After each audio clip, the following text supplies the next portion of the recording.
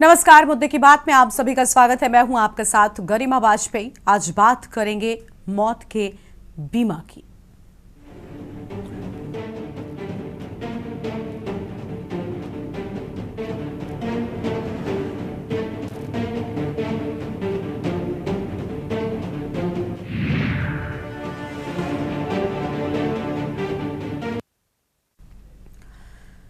हापुड़ से पैसों की हवस पूरी करने के लिए कुछ भी कर गुजरने का एक सनसनीखेज मामला सामने आया है। यहां पर रहने वाले विशाल ने नेवाबुपा बीमा कंपनी को 27 मार्च 2024 को जहां अपने पिता मुकेश सिंघल की सड़क हादसे में मौत की जानकारी दी। यही नहीं, अपने दावे को साबित करने के लिए मेडिकल रिकॉर्ड और पोस्टमार्टम रिपोर्ट आदि भी मुहैया करा दी। मृतक के नाम 39 करोड़ रुपए की बीमा पॉलिसी थी, जबकि पॉलिसी कराते समय दी गई जानकारी में सालाना आय करीब 15 लाख रुपए दर्शाई गई थी। इसी आधार पर बीमा कंपनी के प्रतिनिधि को गोलमेल की अंदेशा हुआ, जिस पर उसने कंपनी के उच्चाधिकारियों से शंका साझा करते हुए मामले की जांच कराने की मंशा जाहिर की। जांच में सामने आया कि विशाल की मां प्रभा देवी की 2017 में सड़क दुर्घटना में मौत हुई थी। प्रभा देवी की मौत के बाद नॉमिनी को उनकी बीमा राशि 80 लाख रुपए का भुगतान किया गया था। बात यही नहीं ठहरी, जांच के दौरान विशाल की पत्नी भी रहस्यमय परिस्थितियों में मौत होने की बात उजागर हुई। साथ ही मृतका के नॉमिनी विशाल को बीमा की 30 लाख रुपए धनराशि का भुगतान दिए जाने की बात सामने आई। पिता की हालिया मौत के साथ अब पुलिस पहले हो चुकी मां और पत्नी की भी हत्या करने की आशंका के तहत जांच को आगे बढ़ा रही है। बीमा कंपनी का मानना है कि विशाल ने बीमा कंपनी को दस्तावेज उपलब्ध कराने के एवज में जांच अधिकारियों को रिश्वत देने की कोशिश की। साथ ही दस्तावेजों में पैन, आधार की गड़बड़ियां, दुर्घटना स्थल और वाहन से जुड़ी जानकारियां छिपाए जाने की बात सामने आई है। पुलिस आशंका जता रही है कि बीमा क्लेम दिलाने के नाम पर बंदरबांट करने वाला बड़ा आपराधिक गिरोह सुनियोजित ढंग से अपराधों को अंजाम दिला रहा है। इसलिए फिलहाल पुलिस ने विशाल और उसके साथी सतीश को हिरासत में ले लिया है और पूछताछ करते हुए आगे मामले की गहन जांच पड़ताल जारी कर रखी है। ये मामला इंसानी चरित्र की गिरावट को साबित करते हुए तमाम सवाल खड़े करता है। सवाल है कि आखिर कोई व्यक्ति इस कदर गिर सकता है कि पैसों के लिए जीवन देने वाले माता पिता का ही जीवन छीन ले। यही नहीं, साथ मिलकर सुखद भविष्य के सपने साकार बनाने के बजाय अपनी जीवन संगिनी की सांसें छीनने का कुकृत्य करने को मजबूर हो जाए। एक तरफ पॉलिसी के सापेक्ष बीमा क्लेम प्राप्त करने के में लोगों की एड़ियां घिस जाने के किस्से सुनाई देते रहे हैं, दूसरी ओर मौत की साजिश को अंजाम देने वाले चुटकियों में बीमे की करोड़ों की रकम चट कर जाते हैं। आखिर हमारा सिस्टम हर जगह अपराधियों को सेंधमारी करने की गुंजाइश क्यों छोड़ देता है? आज इसी मुद्दे पर हम करेंगे विस्तार से चर्चा। खास मेहमानों का पैनल हमारे साथ में होगा, लेकिन उससे पहले कुछ प्रतिक्रियाएं आपको सुनाते हैं। देखिए, मैं इसकी बैकग्राउंड आपको बताना चाहूँगा। माह अप्रैल वर्ष 2024 में एक अभियोग पंजीकृत हुआ थाना गढ़मुक्तेश्वर में, जिसमें एक विशाल सिंघल नामक व्यक्ति ने ये कथन किया कि उनके पिताजी मुकेश सिंघल का एक रोड एक्सीडेंट हुआ था, जिसमें वो गंभीर रूप से घायल हो गए और बाद में उनको मेरठ ले जा करके उनका इलाज कराया गया, परंतु उनकी मृत्यु हो गई। इस संबंध में जो अभियोग रोड एक्सीडेंट का पंजीकृत किया गया था, उसमें विवेचना के बाद पाया गया कि उस वाहन का अज्ञात वाहन का पता नहीं लगा और उसमें फाइनल रिपोर्ट लग गई थी। अब जानकारी हुई है कि जो इंश्योरेंस कंपनीज है, उन्होंने ये अपना पैरेलल इन्वेस्टिगेशन कराया था, जिससे उनको पता लगा कि इस व्यक्ति जो मृतक था, उसके नाम पर लगभग 40 करोड़ रुपए से अधिक की इंश्योरेंस पॉलिसीज उनके बेटे ने की थी, जबकि उनकी वार्षिक आमदनी इससे बहुत कम थी, कुछ लाखों में एक वार्षिक आमदनी थी। तो ये डिस्क्रिपेंसीज को उन्होंने जब जांच करी तो पाया कि इसमें बहुत गंभीर फ्रॉड हुआ है और कई सारी पॉलिसीज ली गई हैं। और उसके बाद ये भी शक जाहिर किया कि इसमें एक्सीडेंट उनके द्वारा करवा करके ये घटना कारित की गई थी। और इसी पर बातचीत के लिए हमारे साथ में कई खास मेहमान जुड़ चुके हैं। हमारे साथ में पवन कुमार गुजराल, विकास अधिकारी SBA LIC, और सृष्टि श्रीवास्तव, मनोचिकित्सक निर्मल कौर, पूर्व DGP रविंद्र चपराना, सोशल एक्टिविस्ट अनुज चौधरी हापुड़ से हमारे संवाददाता है। सबसे पहले अनुज से पूरे मामले का एक बार जल्दी से अपडेट लेते हैं, फिर मेहमानों के साथ में चर्चा की शुरुआत करेंगे। बहुत स्वागत है आप सभी मेहमानों का। अनुज, जल्दी से आप हादसे का अपडेट दीजिए। जी, मैं बताना चाहूंगा, जनपद हापुड़ में एक हैरान करने वाली खबर सामने आई है, जो हापुड़ पुलिस ने उसका बड़ा खुलासा कर दिया है। अब विशाल नाम का जो व्यक्ति है, मेरठ का निवासी है और गंगानगर में उसका मकान है। जो गंगानगर में वो रहता है, उसने करीब लगभग, जो उसकी पत्नी ने बताया था, एक पत्नी जो छोड़ दी थी, उसने करीब लगभग 14 शादी भी कर चुका है। जो विशाल नाम का व्यक्ति 14 शादी कर चुका है और उसने अपने पिता को, जो विशाल नाम का व्यक्ति है, वो पिता को रोड एक्सीडेंट में खत्म करा दिया था। उसकी देवनंदिनी कोई देवनंदिनी ठीक है है। हॉस्पिटल, उसमें उसका इलाज चल रहा था। ठीक है, वहां यानी पूरे जाकर मामले उसकी में मृत्यु हो जो गई। घपलेबाजी है वो दिखाई एक्सीडेंट देती है। ठीक है अनुज, हम लौटेंगे आपके पास में, और मेहमान है उनका भी रुख कर लेते हैं। हमारे साथ में सृष्टि श्रीवास्तव जी हैं, मनोचिकित्सक हैं। बहुत स्वागत मैम आपका। सृष्टि जी, क्या कहना चाहेंगी? हम सब बीमा पॉलिसी इंश्योरेंस का हमेशा ही प्रेफर करते हैं कि कहते हैं ना कि कुछ चीज़ों के टैगलाइन भी है कि ज़िंदगी के साथ भी, ज़िंदगी के बाद भी, और हम चाहते हैं कि हमारे बाद हमारे परिवार के लिए एक मजबूत भविष्य रहे, तो लोग इसी वजह से बीमा जो है वो कराते हैं। उसके पीछे की मंशा अलग है, लेकिन क्या हो अगर नॉमिनी में जिस शख्स का नाम होता है वो इसका फ़ायदा उठाकर इस तरीके की कुकृत्य करने लग जाए? क्या कहना चाहेंगी मैम? कैसे सावधान रहें, कैसे सतर्क रहें ऐसे लोगों से? क्योंकि आप सोचिए ना कितना मुश्किल है, एक शख्स अपने ही पिता के साथ इस तरीके की घटना कर जाता है। बताया जा रहा है कि उसने, जैसा कि अभी अनुज ने बताया, 14 शादियां की थी। अपनी पत्नी तक को अब मरवाने की बात सामने आ रही है, जांच जारी है। क्या कहना चाहेंगे आप? मैम, हम यही कहना चाहेंगे कि ये बहुत ही रुग्ण मानसिकता का व्यक्ति है और ऐसे लोग ही इस तरीके का अंजाम देते हैं। नॉर्मल व्यक्ति तो रिश्तों की डोर में बंधा रहता है, चाहे अमीर हो या गरीब हो, उसमें इतनी इस तरीके की हिमाकत नहीं करता है। तो ये चूंकि उसका प्रीवियस हिस्ट्री देखी जाए तो वो इसी तरीके का आदमी है। तो इस तरीके के लोगों से हमेशा आइडेंटिफाई कर लेना चाहिए कि इस तरीके के लोग हैं। शुरू से ही उसका थोड़ा डेविएटेड बिहेवियर जरूर होगा, तो और उसको नॉमिनी नहीं बनाना चाहिए था। और चूंकि उसके माता पिता को अपने बेटे की वीकनेसेस पता जरूर होंगी, और इस तरीके के लोग जो है अनलिमिटेड डिजायर्स होती हैं, बहुत ही पैथोजेनिक उनका माइंडसेट होता है, वो ही इस तरीके की बातों को अंजाम देते हैं। मुझे बहुत ही अफसोस है कि ऐसे लोग समाज में रहकर रिश्तों को कलंकित करते हैं, और बहुत ही दुखद घटना है। पैसे को इतनी अहमियत देना जो है वो सामान्य दिनचर्या में नहीं शामिल होता है। ठीक है मैम, लौटेंगे आपके पास में। निर्मल कौर जी हमारे साथ में हैं, पूर्व डीजीपी हैं। बहुत स्वागत मैम आपका भी। निर्मल जी, आप क्या कहना चाहेंगी? क्योंकि कई मामलों में हमने ये भी देखा है कि लोगों की एड़ियां घिस जाती हैं, जो बीमे की रकम होती है वो परिजनों को नहीं मिल पाती, जबकि कुछ जगहों पर ऐसे लूपहोल्स ज़रूर होते हैं। कुछ ऐसे या ये कह लें कि बीमा पॉलिसी कंपनियों में भी कुछ ऐसे लोग ज़रूर मिले होते हैं, क्योंकि यहाँ पर भी रिश्वत देने का प्रयास किया गया था। और अगर ऐसे लोगों की पहचान बीमा कंपनियां कर लें तो शायद ऐसी घटनाएं भी कम हो जाएं, क्योंकि बिना मिली भगत के शायद ये सब कुछ संभव नहीं होता। जी बिल्कुल, आप ठीक कह रही हैं। हाँ। और ये इंश्योरेंस फ्रॉड जो है यूपी में आजकल बहुत कॉमन है। ये जो प्रोफाइल जो आ रहा है, जो थोड़ा बहुत ब्रीफली आपने बताया, 14 शादियां जिस तरह का आदमी है, ये निश्चित ही मतलब प्राइमा फेसी एक साइकोपैथिक पर्सनैलिटी कहते हैं वो आदमी लग रहा है। और जो मतलब ब्रीफली जो अपने को समझ आया, डिटेल इन्वेस्टिगेशन इसको और कोलैबोरेट कर सकता है। परंतु ऐसा जो व्यक्ति है, देखिए यूपी में इंश्योरेंस फ्रॉड बहुत कॉमन है। अभी अनुकृति है, एक लेडी ऑफिसर है आईपीएस, मैं भूल रही, शायद वो डीआईजी है या एसपी है। मतलब मैंने उनकी वो पढ़ा था कि उन्होंने किस तरह किया। वो गांव गांव जाके देखते थे कौन मरने वाला है, कैंसर किसको है, तो उसका बीमा करा देते थे, कुछ कर देते थे। जब वो मर जाता था तो उसके परिवार को 10-1 हजार देते थे, बाकी सब अपने पास रख लेते थे, आधार वाधार सब लेके। तो इसमें बीमा कंपनियों की भी मिली भगत अवश्य थी। पर उसके बाद एक कदम और आगे गए, उन्होंने देखा ये केसेस आए कि लोग बीमा करवाने के बाद लोगों को मार देते थे और वो राशि ले लेते थे। ऐसा एक पूरा रैकेट अनुकृति मैडम ने पर्दाफाश किया है यूपी में ही। और इसमें पुलिस को बहुत सारी दिक्कतें आती है। देखिए, जैसे हमें अगर बैंक का फ्रॉड मिलता है पुलिस में, तो हमें बैंक में पूरे जिला में एक अफसर होता है जिसको कहते हैं लीड ऑफिसर या कुछ नाम होता है। इंश्योरेंस कंपनियां आजकल 1000 हो गई है। पहले तो एक LIC थी जीवन बीमा के लिए, अभी तो कितनी सारी प्राइवेट कंपनियां आ गई। तो जो प्राइवेट, अब हर जिला में कम से कम एक डेजिग्नेट करो।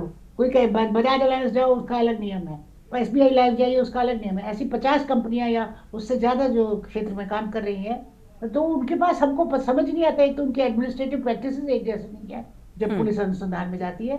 दूसरा, उन्होंने पूरे जिले के लिए एक सिंगल ऑफिसर डेजिग्नेट करे ना, ताकि हमें 50 जगह धक्के न खाने पड़े। पुलिस को ये तो काम नहीं है। इंश्योरेंस फ्रॉड परहैप्स सबसे लीस्ट ही होगा उसमें, क्योंकि हम मेन काम तो विधि व्यवस्था, चोरी डकैती, मर्डर, अपहरण, रेप, ये हमारे काम ही हमको फुर्सत नहीं लेने देते।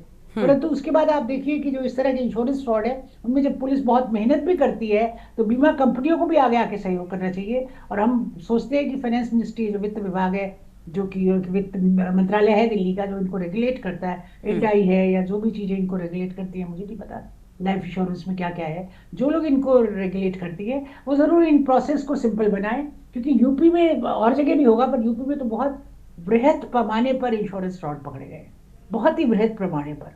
तो जब ये फ्रॉड पकड़े गए हैं इसका मतलब कि इनको एक मैकेनिज्म भी हो इनको अनुसंधान करने का, और एक स्ट्रीमलाइन हो जाए, एक प्रोसेस हो जाए, एक एसओपी हो जाए।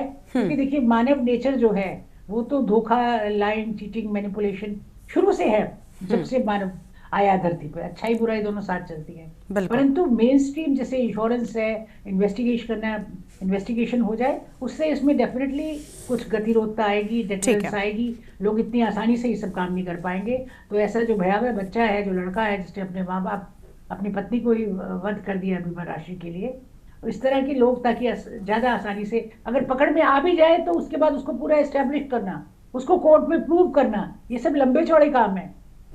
मेरे आपके टीवी पे कहने से नहीं हो सकता कि ऐसा हो गया। उसके बाद आपको पता नहीं सालों साल कचहरी में उसको प्रूव करना पड़ता है। कई बार अच्छे केसेस जो एकदम प्रूव होते हैं लास्ट मिनट में, जैसे Chhawla rape case supreme court में जाके सबको बरी कर दिया, जबकि एकदम cut and dry trial court ने अपहोल्ड किया और उसके बाद हाई कोर्ट ने अपहोल्ड किया, उसके बाद वो सुप्रीम कोर्ट ने बरी कर दिया। तो ये जो है ना प्रोसेस जो इन्वेस्टिगेशन के, अगर वो और मजबूत होंगे, अगर जमानत कम मिलेगी, कॉन्विक्शन ज्यादा होगा, तो निश्चित ही ऐसे अपराधों में बहुत कमी आएगी।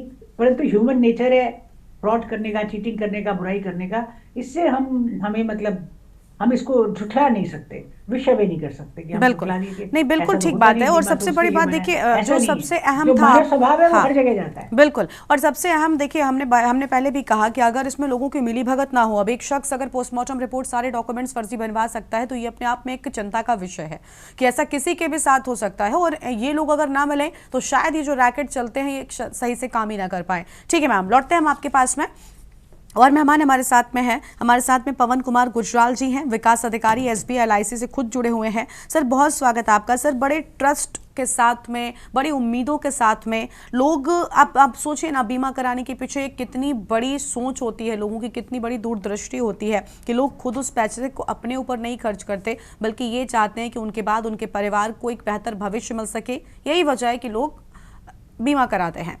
लेकिन अगर कोई शख्स उन्हीं पैसों के लालच में आकर उनकी जान लेने पर उतारू हो जाए, वो आपका अपना होता है, आपका नॉमिनी होता है, लेकिन क्योंकि लोग ऐसा कर रहे हैं तो बीमा कंपनियों को भी उतने ही सख्त नियम, उतने ही सख्त कानून बनाने चाहिए। और कम से कम सबसे पहले तो अपने अधिकारियों पर नज़र ज़रूर रखनी चाहिए, क्योंकि आपकी टैगलाइन ही अगर ऐसी है कि आप बेहतर भविष्य देते हैं परिवार को, लोगों को, तो कम से कम वो मंशा आपकी टैगलाइन की पूरी तो हो। मैम आपने बिल्कुल सही कहा। अभी आपने देखा होगा कि भारत सरकार ने इंश्योरेंस के ऊपर से GST को हटा लिया है जी। तो सरकार की मंशा ये है कि हर घर तक बीमे की सुरक्षा पहुंचे। इस पर्पज से, उस उद्देश्य से ही सरकार ने GST को नील कर दिया इंश्योरेंस पे और हेल्थ इंश्योरेंस पे। तो ये स्वागत योग्य कदम है सरकार का। अभी जो चर्चा हम लोग कर रहे हैं, जो डेथ क्लेम जैसे जिस तरह फ्रॉड से लिया गया, फ्रॉड करने की कोशिश की गई, तो बीमा करने के बाद जो जांच करने का विषय है, मैं तो ये जानता हूं कि बीमा करने के पहले ही बहुत सी जांचें हो जानी चाहिए। जब हम किसी को बीमा देते हैं तो उस समय ही अगर हम जांच करें बीमा देते वक्त, तो उसको बीमा कितना मिल सकता है, किस शर्तों पर मिलेगा, कौन सा मेडिकल होगा, इस पर नॉमिनी कौन होगा। तो अगर मैं LIC की बात करूं तो हमारे यहाँ बीमा करने के पूर्व इन सब चीजों को बहुत सख्ती से देखा जाता है। आप जब फॉर्म भरते हैं तो जैसे अभी इस केस में देखा कि 10 से 15 लाख रुपए इनकम दिखाई गई। अब इनकम आपने रिटर्न भरा, लेकिन आपके रिटर्न भरने के साथ एक कर की विवरणी भी आती है जिसको साथ में, आप इनकम किस तरह से आई, कहाँ से आई, कैसा बिजनेस था, कितने साल के। तो हमारे यहाँ जब भी कोई बड़ा इंश्योरेंस होता है तो लास्ट 3 ईयर के इनकम टैक्स विवरणी के साथ लिया जाता है कि इनकम आने का सोर्स क्या है। और सबसे बड़ी बात है, इंश्योरेंस का एक पुराना फंड है इंश्योरेबल इंटरेस्ट। जो आदमी इंश्योरेंस ले रहा है, जिसको नॉमिनी बना रहा है, उसका उसके प्रति इंश्योरेबल इंटरेस्ट क्या है। अब मान लीजिए इस केस में अगर पिता का बीमा हुआ, उनकी पत्नी अगर जिंदा है तो फर्स्ट जो नामनी का हक है वो पत्नी का होता है। जी। तो बेटा कैसे नामनी बन गया, तो ये भी एक विषय है। नहीं, तो उनकी पत्नी नॉमिनेशन पे नहीं, बहुत ध्यान हाँ देने की बात है कि हाँ, तो नॉमिनी पहले कैसे, बन चुकी है। किसको बनाए, नामनी का जी। पहला हक किसका है। अगर आपने नॉमिनी ही गलत बनाया, कहीं उसमें चूक हो गई, तो नहीं, इसका लेकिन मतलब इस इंश्योरेंस पूरे मामले में गलत दिशा में जा रहा इस है। पूरे मामले में इस हम विशाल बैंक नाम के शख्स की मां का निधन पहले ही बताया जा रहा है हो चुका है, उसकी पत्नी का भी निधन हो चुका है, लेकिन अब सभी संशय में हैं क्योंकि जांच हो रही है कि क्या पत्नी के साथ भी बताया जा रहा है कि उसे भी बलिवेदी पर चढ़ाया पैसों के लालच में, मां के भी इंश्योरेंस की रकम उस लड़के को मिली थी। तो अब सब कुछ जांच के घेरे में है कि क्या वाकई उसने ऐसा मां और पत्नी के साथ भी किया है जो पिता के साथ वो करने वाला था। देखिए, जब भी हम कोई बड़ा इंश्योरेंस कराते हैं, हाँ। सब मेडिकल फॉर्मेलिटीज बाकी पूरे होने के बाद एक मोरल हयात रिपोर्ट लगानी पड़ती है अधिकारी को। वो किस स्तर का अधिकारी लगाएगा, ये उसके बीमा धन पे डिपेंड करता है कितने बड़ा इंश्योरेंस ले रहा है। वो नैतिक जोखिम रिपोर्ट होती है, तो उसको भरते वक्त बहुत सावधानी की बात है कि इसमें इस बीमे पे नैतिक जोखिम तो नहीं आ रहा है, तो उस समय देखना चाहिए। तो जैसे हम LIC की बात करें तो कई बार हमें ग्राहक भी कहते हैं कि आप बहुत कागज मांग रहे हो, बहुत हमारा मेडिकल करा रहे हो, बहुत रिपोर्टें हमसे बार बार, आपके कई ऑफिसर हमारी रिपोर्ट लगाने हैं। उनको बुरा जरूर लगता है उस समय, लेकिन हम कोशिश करते हैं कि जो भी हमें जांच करनी है उसकी अधिकतर जांच बीमा होते वक्त पहले ही हो जाए, ताकि क्लेम में कोई गड़बड़ी ना हो। अगर क्लेम हो भी जाता है तो देखिए, अगर 5 साल के अंदर कोई क्लेम होता है उसको अर्ली क्लेम कहा जाता है, वो बहुत अर्ली क्लेम हो गया, तो उसमें जांच आवश्यक जांच होती है। और LIC की अगर मैं बात करूं तो LIC में तो जांच करते हैं वो LIC के अधिकारी ही करते हैं, किसी थर्ड पार्टी कंपनी को जांच नहीं दी जाती। जो LIC के क्लास 1 प्रशासनिक अधिकारी हैं उन्हीं को जांच करने का अधिकार है। अब अगर कोई क्लेम आता है तो सबसे पहले देखा जाता है कि इसकी डेथ हुई, तो डेथ का प्रमाण तो नगर निगम का सर्टिफिकेट होता है कि इनकी मृत्यु की नगर निगम ने एक सर्टिफिकेट इशू कर दिया कि फला आदमी की बीमा की मृत्यु हो गई। अब अगर अर्ली डेथ हो गई तो डेथ कैसे हुई, बीमारी से हुई, तो बीमारी की पूरी जांच होती है कि अगर हॉस्पिटल में गए, कब इनका पहले फर्स्ट ये कैसे, इनकी बीमारी की शुरुआत कहाँ से हुई। अगर एक्सीडेंट हुई तो पोस्टमार्टम मांगा जाता है, पंचनामा मांगा जाता है, अधिकार होता है। जैसे निर्मल मैम ने कहा, तो मैं इनकी बात से सहमत हूँ कि पुलिस के पास बहुत से काम होते हैं, पुलिस के पास जुलूस है, ये है, दिन भर का काम होते हैं। तो इसकी एक, अगर सरकार चाहे तो इसकी एक आर्थिक अपराध शाखा शायद है भी, लेकिन वो इतनी कारगर नहीं है। अगर आर्थिक अपराध शाखा केवल बैंक और इंश्योरेंस के फ्रॉड के लिए अगर बना दी जाए तो पुलिस को भी जांच करने में आसानी होगी। वो दूसरे कामों में इतना बिजी रहते हैं, इन कामों में ध्यान नहीं दे पाते। अगर आज कोई मान लीजिए कोई इंक्वायरी करने गया और शाम को ऊपर से कोई प्रोटोकॉल आ गया कि जी वहां पर जरूर है, तो उसकी इंक्वायरी वहीं धरी रह जाती है। तो एक अगर नहीं, आर्थिक लेकिन अपराध शाखा ये बन सारी जाती है, लेकिन इन तो सारे उसमें लूप अच्छे होल्स निर्णय को अच्छे तो तरीके से कंपनी जाते को ही खत्म करना होगा, क्योंकि आपके अपने नियम कानून होते हैं और इसमें कंपनी के अधिकारियों का ही एक बहुत बड़ा रोल है कि आप किस तरीके के नियम बनाते हैं, उनका पालन कितनी मजबूती के साथ कराते हैं। शायद तभी आप जनता का विश्वास जीत पाएंगे। लौटेंगे सर आपके पास में, अन्य मेहमानों को भी अपनी चर्चा का हिस्सा हम बनाएंगे, लेकिन उससे पहले एक छोटे से ब्रेक के लिए यहाँ पर रुकने का ही मजा आएगा, फौरन हाजिर होंगे। आप देख रहे हैं के न्यूज, खबरों का सारथी।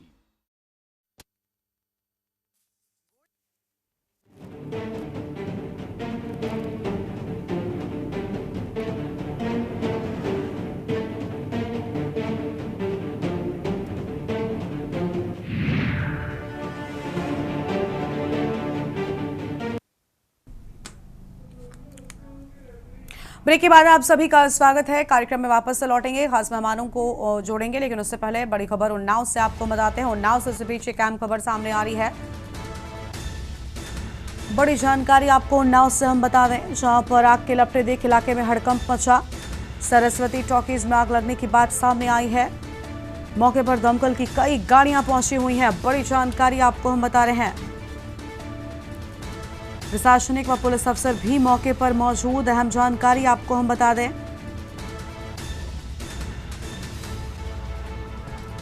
आग लगने के कारणों की जांच हो रही है। बड़ी जानकारी आपको हम बता रहे हैं।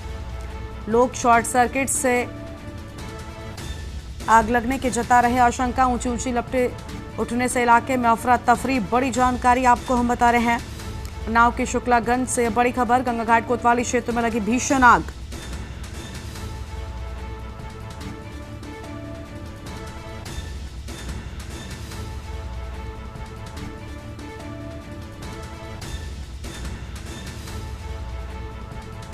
मौके पर दमकल की कई गाड़ियां पहुंची। अहम जानकारी आपको हम बता रहे हैं, मौके पर दमकल की कई गाड़ियां मौजूद, प्रशासनिक व पुलिस अफसर भी मौके पर मौजूद। यह अहम जानकारी सामने आई है, तस्वीरें सामने आई हैं। भीषण आग लगने के कारणों का नहीं चल सका है पता। शॉर्ट सर्किट से आग लगने की संभावना। बड़ी जानकारी आपको बता दें, ऊंची ऊंची लपटें देखकर इलाके में अफरा तफरी मची। बड़ी जानकारी आपको हम बता रहे हैं। उन्नाव से बड़ी खबर, गंगाघाट कोतवाली क्षेत्र में भीषण आग की खबर सामने आई है। बड़ी जानकारी आपको हम उन्नाव से बता दें, धू कर जली शुक्लागंज स्थित सरस्वती टॉकीज।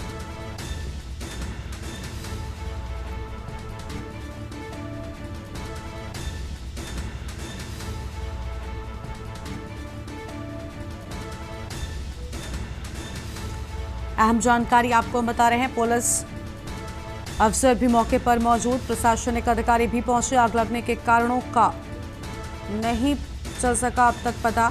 योगेश मिश्रा हमारे साथ में जुड़ चुके हैं। योगेश, शॉर्ट सर्किट से आग लगने की संभावना जताई जा रही है, काफी तेजी के साथ आग फैली, पूरी जानकारी क्या है आपके पास में? यहाँ पर प्रशासन जो बता रहा है कि यहाँ शॉर्ट सर्किट से आग लगी हुई है, क्योंकि 12 बजे तो चालू होना था, करीब 10:30 पौने 11 बजे यहाँ पर एक कंटारा मूवी लगी हुई है, तो वहाँ पर जो है शॉर्ट सर्किट से आग लगी। यहाँ कानपुर के रहने वाले गोपाल जायसवाल हैं, उनकी ये टाकीज बताई जा रही है। और यहाँ पर अंदर जो है पूरी तरीके से जो है टाकीज स्वाहा हो गई है। खिड़की दरवाजे तोड़ के बिल्कुल दमकल कर्मी टाइम से पहुंच गए, जितनी देर उनको उन्नाव से आना हुआ। इस समय आग में पूरी कंट्रोल है, मगर आग जो है पूरी टाकी टाकी वो पूरी तरीके से जो है बिल्कुल स्वाहा हो गई, जल चुकी है। लेकिन कोई जनहानि तो नहीं हुई? कितना नुकसान, क्या कारण रहे आग लगने के, अब तक कोई जानकारी मिल पाई क्या योगेश? अभी तक जो जानकारी मिल पाई है वो शॉर्ट सर्किट के बारे में ही बताया जा रहा है कि शॉर्ट सर्किट की वजह से यहाँ पर आग लग गई है। जनहानि कोई नहीं हुई है, मगर जो भी जो है यहाँ पर जो और भी जो जिनका नुकसान हुआ है वो बहुत ज्यादा। पूरी टाकी के अंदर पूरे चलिए पूरा सेटर जल गया, अंदर की तरफ से पूरी सीटें हैं, पर्दे हैं, और अगली जो भी और डेकोरेशन की चीजें लगी हुई थी सारी जल चुके हैं। शुक्र है योगेश आपका हमारे साथ जुड़ने के लिए, हम जानकारी के लिए। तो आग के लपटें देखकर इलाके में हड़कंप मचा। उन्नाव से बड़ी खबर, गंगाघाट कोतवाली क्षेत्र में भीषण आग लगने की बात सामने आई है। बड़ी जानकारी आपको हम बता रहे हैं, प्रशासनिक व पुलिस अफसर भी मौके पर मौजूद। अहम खबर आपको हम बता दें,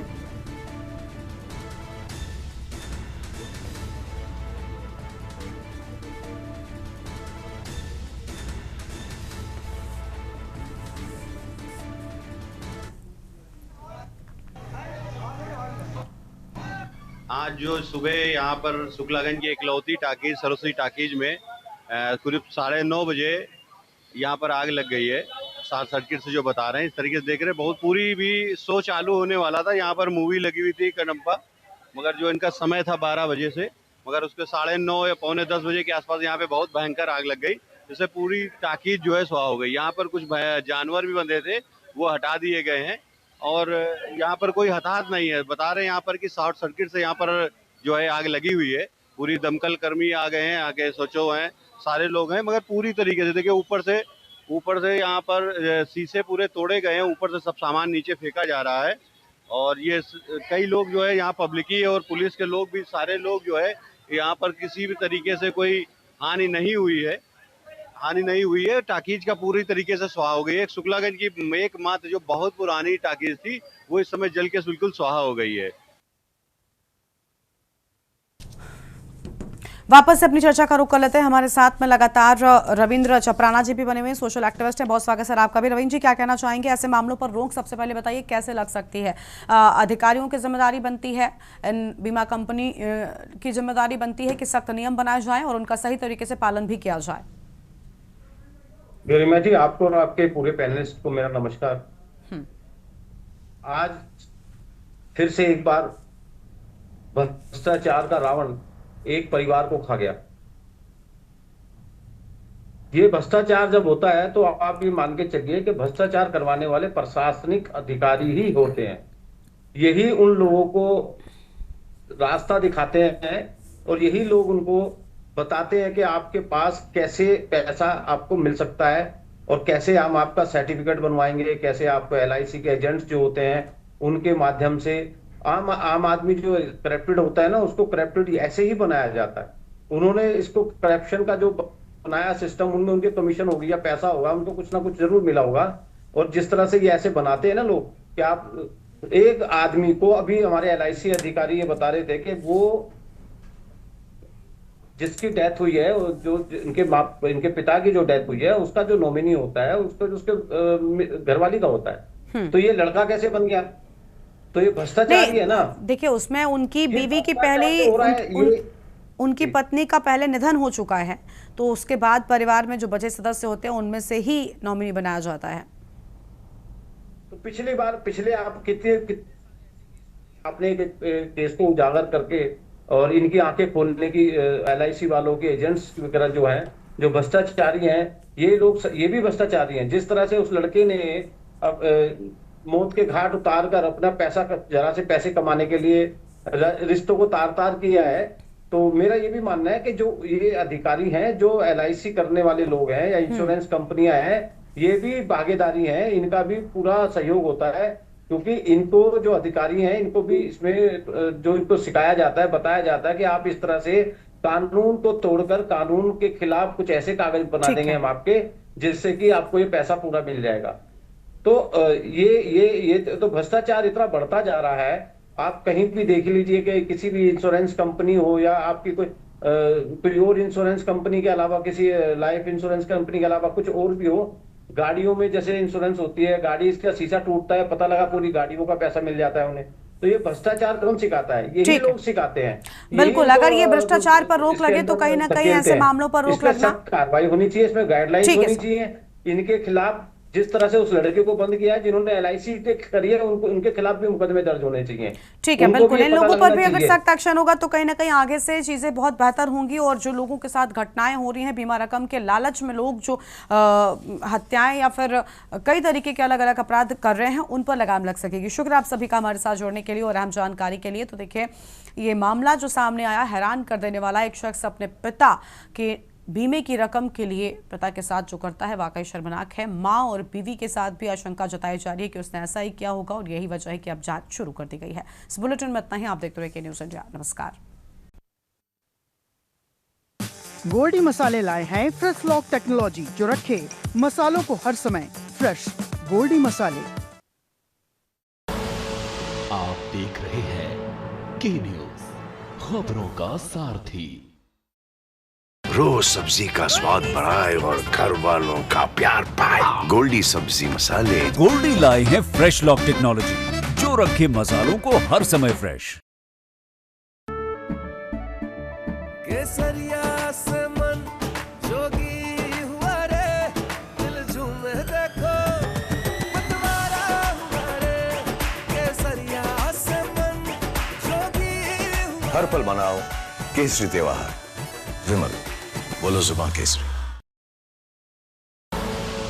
आप देख रहे हैं के न्यूज़, खबरों का सारथी।